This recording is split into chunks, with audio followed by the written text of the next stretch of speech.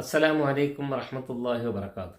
പ്രിയമുള്ളവരെ, ഇസ്ലാം ചർച്ച ചെയ്യുന്ന ശുപാർശ അഥവാ ശഫാഅത്ത് അത് പരലോകവുമായി ബന്ധപ്പെട്ടതാണ്. അതുകൊണ്ട് തന്നെ അതിൻ്റെ തീരുമാനങ്ങളും അതിൻ്റെ നടപടികളും അള്ളാഹുവിൻ്റെ കീഴിൽ അധിഷ്ഠിതവുമാണ്. നമ്മൾക്ക് പലതും ആഗ്രഹിക്കുകയും ഇച്ഛിക്കുകയും ഒക്കെ ചെയ്യാം. പക്ഷേ അത് നമ്മളുടെ ആഗ്രഹവും ഇച്ഛകളും മാത്രമായി അവശേഷിക്കുകയാണ് ചെയ്യുക. അള്ളാഹു പ്രത്യേകമായി ചില ആളുകൾക്ക് ശുപാർശ ചെയ്യുവാൻ അവകാശം നൽകുന്നതിനെ സംബന്ധിച്ച് സൂചിപ്പിക്കുന്നുണ്ട്.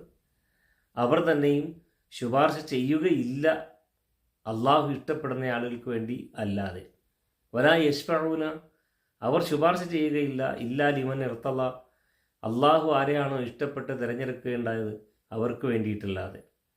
മഹ്ശറ നാളിൽ വെച്ച് നബി സല്ലല്ലാഹു അലൈഹി വസല്ലമ നടത്തുന്ന ഏറ്റവും മഹത്തായ ശുപാർശയാണ് ശഫാഅത്തുൽ ഉളുമ, അഥവാ വിചാരണയ്ക്ക് വിധേയമാക്കാൻ, പടപ്പുകളെ വിചാരണക്ക് വിധേയമാക്കാൻ വേണ്ടി ആവശ്യപ്പെട്ടുകൊണ്ടുള്ള ശഫാഅത്ത്.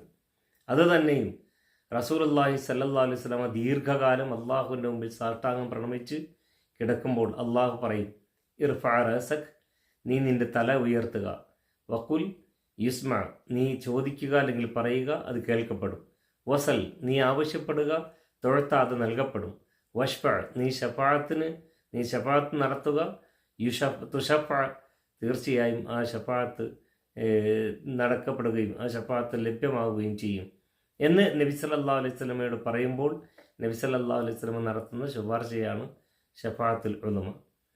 അപ്പോൾ മുഅ്മിനുകൾക്ക് വേണ്ടിയും ശഫാഅത്ത് ചെയ്യും.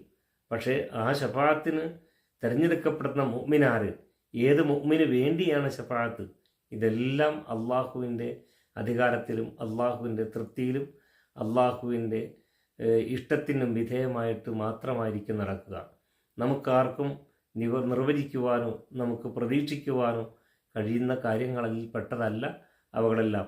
ഇന്നിന്ന ആളുകളുടെ ശഫാഅത്ത് ഉണ്ടാവുകയില്ലേ, പ്രവാചക കുടുംബത്തിൽപ്പെട്ടവരുടെ ശഫാഅത്ത് ഉണ്ടാകുമോ, സയ്യിദുകളുടെയും സാദാത്തുകളുടെയും ശഫാഅത്തുകൾ നമുക്ക് ലഭ്യമാകാൻ സാധ്യതകളുണ്ടോ, ഇതൊക്കെ നമ്മുടെ ചില പ്രതീക്ഷകൾ മാത്രമാണ്. ഇതിനൊക്കെ തീരുമാനം കൈക്കൊള്ളേണ്ടവൻ അള്ളാഹുവാണ്. മുസ്തഫ റസൂലുള്ളാഹി സ്വല്ലല്ലാഹു അലൈഹി വസല്ലമയുടെ തന്നെയും ശുപാർശയുടെ ഉള്ളിൽ നമ്മൾ എത്തപ്പെടുവാൻ നമ്മൾ നബിയോടല്ല ആവശ്യപ്പെടേണ്ടത്, അത് അള്ളാഹുവിനോടാണ് നാം ചോദിക്കേണ്ടത്. അപ്പോൾ മുസ്തഫ റസൂലുള്ളാഹി സ്വല്ലല്ലാഹു അലൈഹി വസല്ലമ നടത്തുന്ന ശുപാർശക്ക് ഉള്ളിൽ മുഅ്മിനുകൾ നടത്തുന്ന ശുപാർശയുടെ അർഹരിൽ നാം ഇവരെയും റബ്ബ് സുബ്ഹാനഹു ഉൾപ്പെടുത്തി അനുഗ്രഹിക്കുമാറാകട്ടെ എന്ന പ്രാർത്ഥനയോടെ അസ്സലാമു അലൈക്കും വറഹ്മത്തുള്ളാഹി വബറകാതുഹു.